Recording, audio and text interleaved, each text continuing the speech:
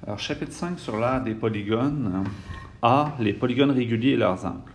Donc, un polygone régulier est une figure fermée, convexe, dont tous les côtés sont isométriques.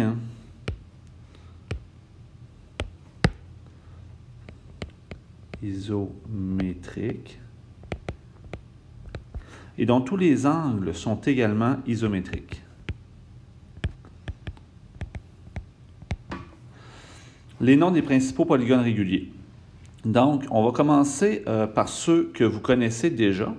Donc, on va commencer par le polygone à trois côtés. On l'appelle, s'il a tous des côtés isométriques, deuxième ligne, un triangle équilatéral.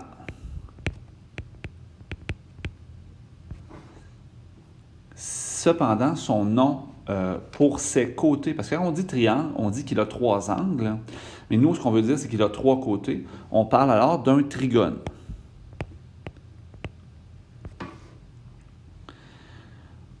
Un quadrilatère, quatre côtés isométriques et quatre angles isométriques, c'est un carré. Mais si on veut le nommer selon ses côtés, on va parler plutôt d'un tétragone.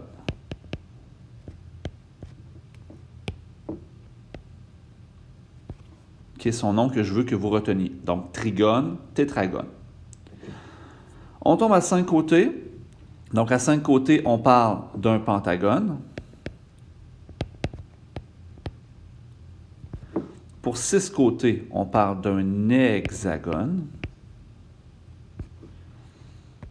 Pour 7 côtés, on parlera d'un heptagone.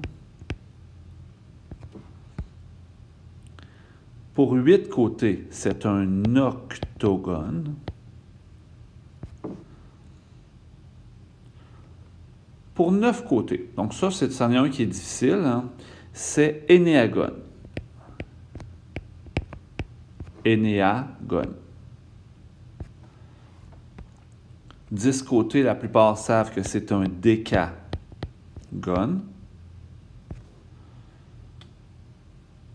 11 côtés, en décagone. En décagone. Et 12 côtés, dodécagone.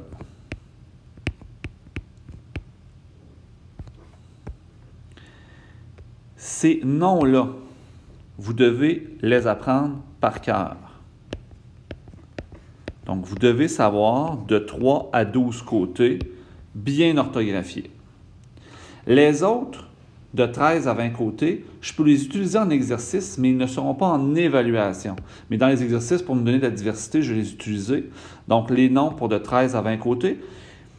Si 10 côtés, c'est décagone, 13 côtés, c'est tridécagone. 14, ce sera tétradécagone. 15, c'est pentadécagone. 16, c'est hexadécagone. 17, c'est heptadécagone. Octodécagone. Énéadécagone.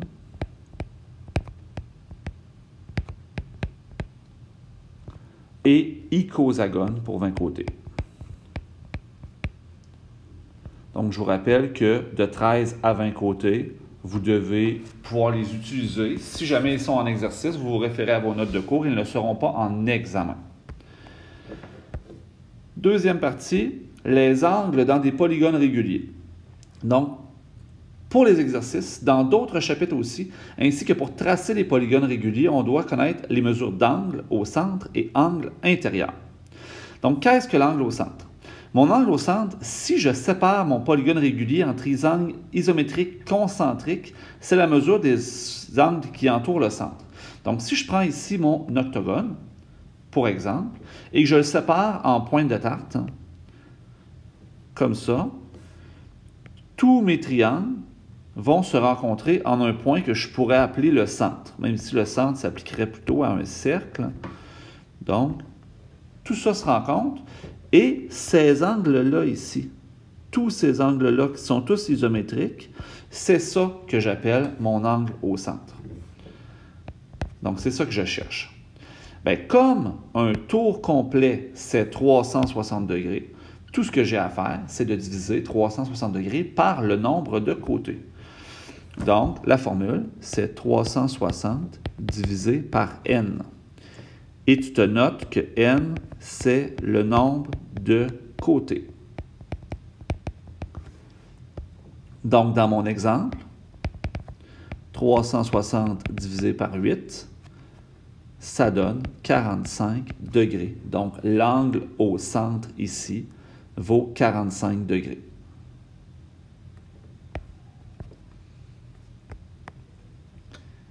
Les angles intérieurs, eux, c'est la mesure de tous les angles de moins de 180 degrés formés par deux côtés consécutifs. Donc, dans ma figure, un angle intérieur, c'est ça ici. C'est ça que je cherche. Comment je ferais pour le trouver? Bien, si je fais la même chose que j'ai faite pour mon... même chose que j'ai fait... J'ai de la misère avec mon traçage. Même chose que j'ai fait pour mon angle au centre. Je sais déjà que mon angle ici est de 45 degrés. Et je sais que la somme des angles intérieurs d'un triangle est de 180 degrés. Donc, logiquement, ce que je ferais mon 180 degrés pour un triangle, moins 45, et je diviserais ma réponse par 2. Ça me donnerait cet angle-ci.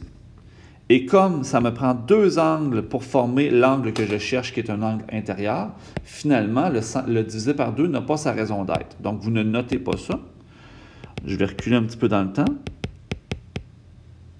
Donc, moi, ici, ce que je cherche pour trouver mon angle, tout ce que j'ai besoin de retenir, c'est que c'est 180 degrés moins la mesure de l'angle au centre. Donc, exemple, dans mon octogone, ce serait 180 moins 45, ce qui me donnerait 135 degrés. Donc, la mesure ici entre deux angles, deux côtés qui se suivent, ce sont des 135 degrés. Maintenant, comment construire un polygone régulier à partir des mesures de côté. Donc, voici les étapes à suivre. 1. Déterminer la mesure des angles au centre. 2. Déterminer la mesure des angles intérieurs. 3. On trace un premier côté. On place l'angle intérieur. On trace le côté suivant. Et on répète jusqu'à fermer le polygone. Exemple, trace un pentagone de 4 cm de côté.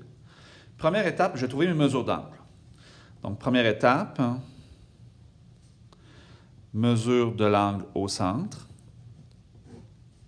Donc, ma mesure de mon angle au centre, c'est 360 divisé par mon nombre de côtés.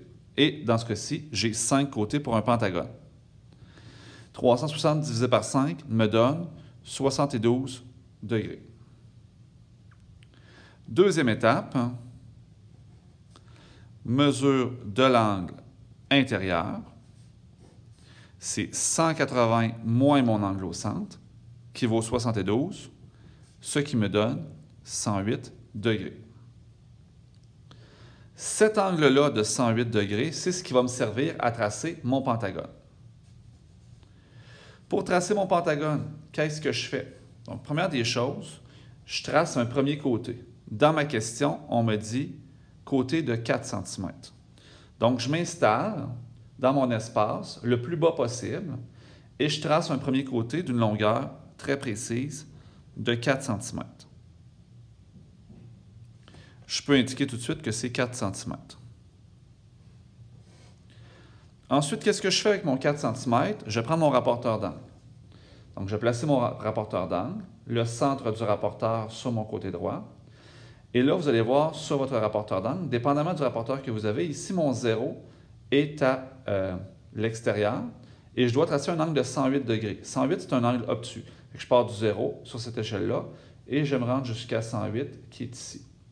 À 108, je me mets une petite coche.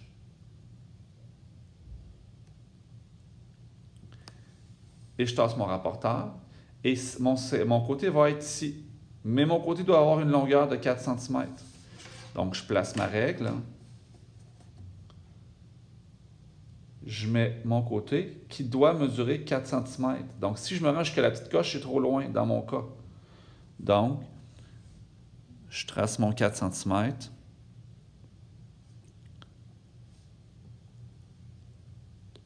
Et j'arrête ici.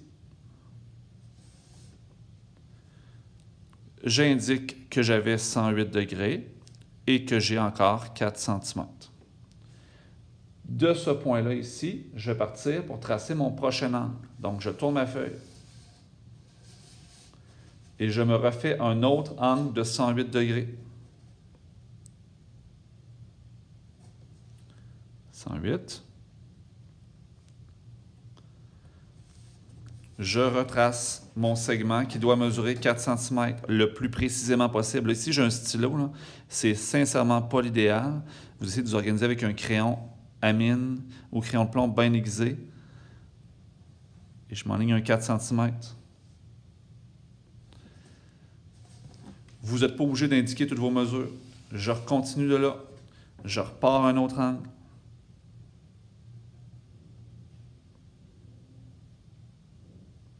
De 108 degrés encore.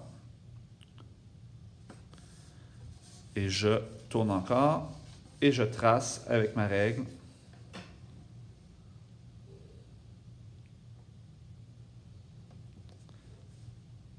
Un segment de 4 cm. Et normalement, ce qui me reste, je ne suis pas obligé de faire l'angle. Je vérifie si l'espace vide qu'il me reste, si mon espace vide mesure bien 4 cm. Vous avez normalement là, 1 ou 2 mm de jeu, mais regardez, ici, j'arrive super précisément. Donc, je referme mon pentagone et j'ai complété mon tracé de pentagone de côté 4 cm. Deuxième exemple, tracer un heptagone de 3 cm de côté. Donc, première étape encore, je trouve la mesure de mon angle au centre. Fait que première étape, angle au centre.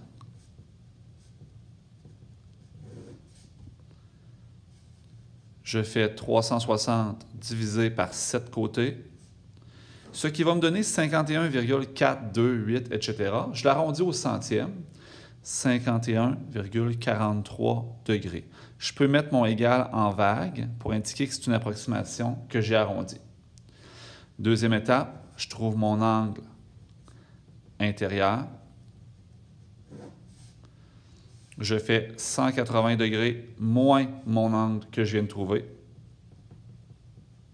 ce qui va me donner 128,57 degrés.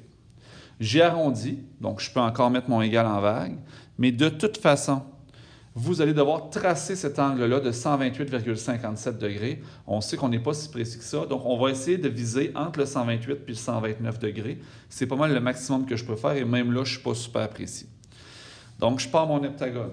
Je commence par mon premier côté qui va mesurer 3 cm. Dans l'espace qui vous reste, vous installez dans le bas, le plus au centre possible, pour avoir de la place, pas vous ramasser en dehors de la feuille. Tu traces ton premier segment qui mesure 3 cm. Tu l'indiques. Ensuite, tu traces ton premier angle qui vaut 128-129 degrés. Donc, tu places ton rapporteur d'angle comme suit, sur un des sommets. Moi, je travaille toujours sur le sommet de droite. Tu vas aller chercher ton 128 degrés. Donc, je me place comme il faut. 128-129 degrés, c'est ici.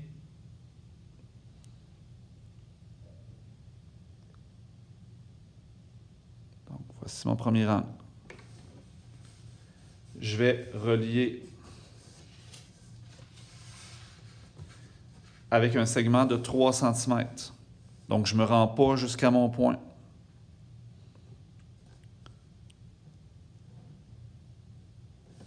J'indique 128,57 degrés, même si ce n'est pas la vraie mesure.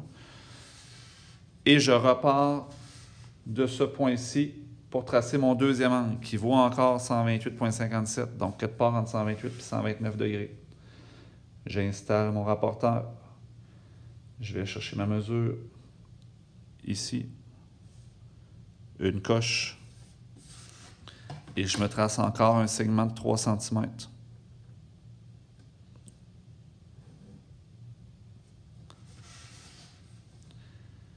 Une fois que j'ai fait ça,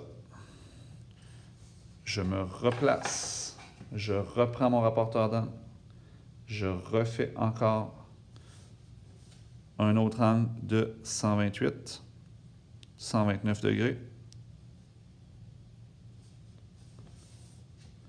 Je retourne, je replace ma règle, je refais mon angle, mon segment qui va valoir 3 cm. Là, je peux m'arrêter. Je peux vérifier ma figure. Là, ici, j'ai mon heptagone a un nombre impair de côté. Donc, normalement, là, mon sommet devrait être aligné à peu près sur le milieu de mon côté de départ. Ce qui n'est pas le cas, je n'ai pas été assez précis. Plus le nombre de côtés augmente, plus c'est difficile d'être précis. Donc, vous penserez bien qu'à l'examen, je ne vais pas vous demander un dodécagone. Je continue où est-ce que j'étais rendu. Je reprends mon rapporteur d'angle. Je refais encore un 128 degrés. 128 degrés, 129 degrés. Je reprends ma règle, je trace un 3 cm. Très difficile d'être précis avec un stylo. Je choisis un crayon de plomb. Je vais faire un dernier angle. Puis je vous dis après pourquoi c'est le dernier angle. Donc, je place mon 128, 129 degrés ici. Je trace mon 3 cm. Et là, normalement, ce qui me reste comme distance devrait être de 3 cm. Donc ici, on voit là, que j'ai 2,8 cm. Je n'ai pas été très précis. Je vous donne un 1 à 2 mm de jeu, mais de toute façon, dans votre démarche en évaluation, parce que vous devrez le faire en évaluation, vous avez des points pour les calculs ici. Vous allez avoir des points pour le tracé et des petits points de précision. Donc, voilà mon heptagone